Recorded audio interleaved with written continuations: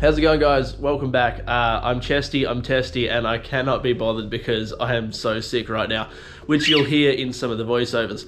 This little cutie, this is Luna. She's a cockatiel we adopted a while ago, and it's actually her bedtime, so I've brought her into the shed on the way to her bed. Hey, little cutie. Anyways, what I'm going to say is the Beetle has gone through a lot of work in the last 2 weeks, and I've missed a whole bunch of filming. I've had camera failures. I've had a bunch of footage corrupt as well, which really pissed me off. But anyways, I borrowed some skinny wheels and I tried to make it to the pits. Look at that.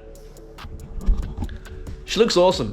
It drove okay, but we'll get into that in a later episode. Thanks, Looney, for screaming in my ear. But yeah, what I was saying is there's a lot that happened and a lot that I could and couldn't film. Either way, you'll see what's going on. And I really appreciate everybody for sticking around and watching the episode unravel.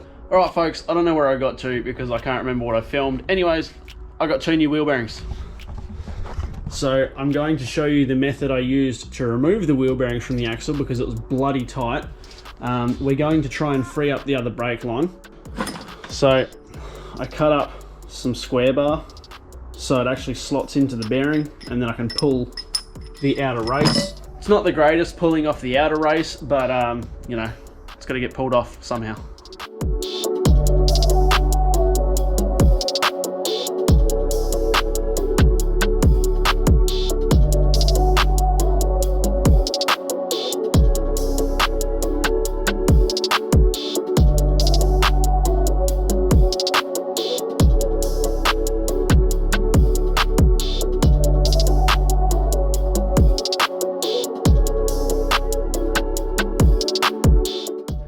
Alright, so as you can guess, the camera died. So this brake line I just hit with a bunch of heat with my torch, and now it spins. I did grab it while it was red hot because I'm an idiot, but yeah, that is now fixed. I gave it a little bit of sandpaper just around the edge just to knock the rust off it, and put some WD-40 on there, and now it's good.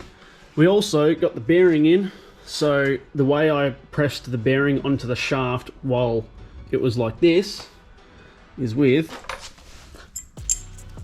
2 bits of RHS, the old bearing, and the nut. And I pretty much used it so me doing the nut up was pushing the inner race of the bearing on, because the outer race is quite loose but the inner race is tight. Then you can't really see it because of the GoPro, so I apologize, but there's actually a washer in there that comes in the kit, and then the rubber seal. And then around here, this is the outer spacer. That tapered edge goes onto that rubber seal. And then all of this jargon goes on. There's an O-ring in there, the seal, and the oil slinger apparently, which you would have seen before, but is pretty much there in the manual.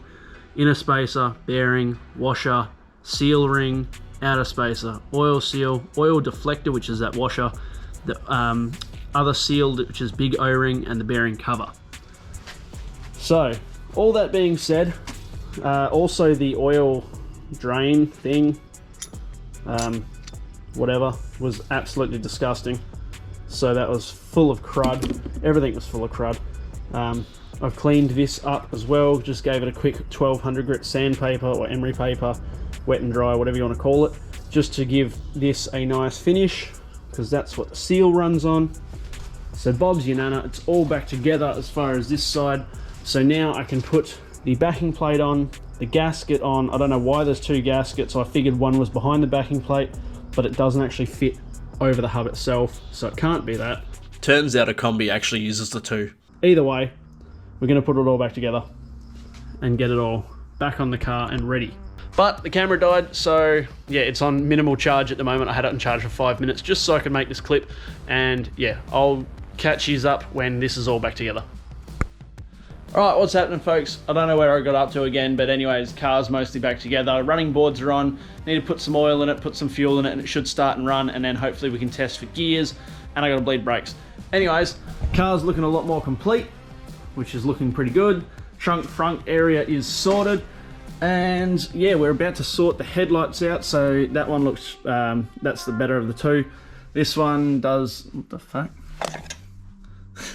Shitbox Deluxe. My misso thinks she's hilarious. She is pretty funny though. As you can see, this one's not too happy. There's a bit of rust there. And yeah, pretty much all of the mounts are dead. So what I've got over here, got a couple of little L brackets, and what we're going to do is put a rib nut in one end and then going to rivet it into the light bucket. And I've got some springs, and bolts somewhere, and essentially the light is going to float inside that dome, which will give me a little bit of adjustment. My phone's going nuts, and all of that will hopefully be hidden behind this ring. Anyways, I'm going to crack into it, and yeah, you should be able to see it done pretty shortly.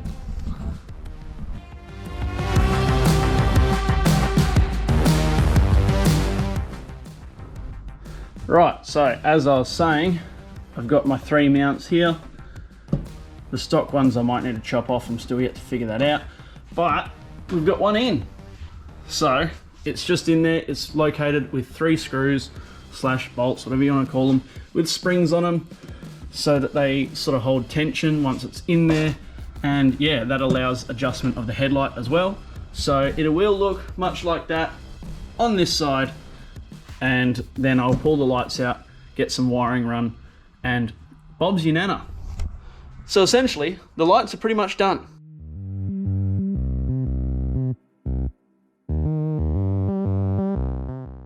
So at the moment, the indicator stalk's here on the side, and that's no bueno. It's not doing anything, it doesn't self-cancel. So I'm about to rip the steering wheel off and figure out what's going on. Also, the steering wheel's not clocked correctly, so I'm going to shift it around 1 bolt spacing. Hopefully that fixes it.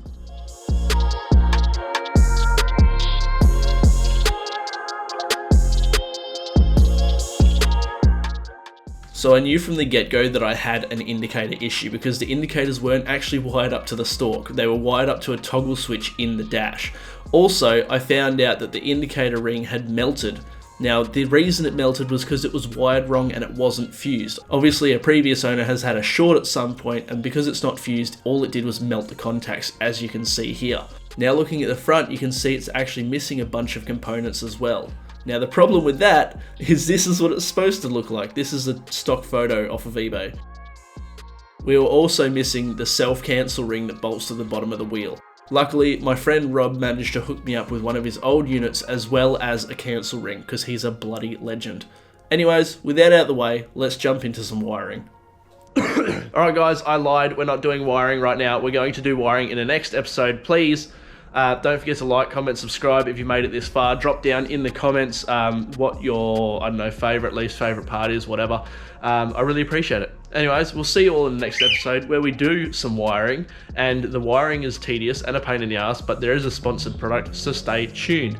This is the end of the episode 6 part 2 or whatever it was. Anyways, thanks for watching. We'll see you all in the next episode. Say goodbye, Looney. And now she's shy. See you guys.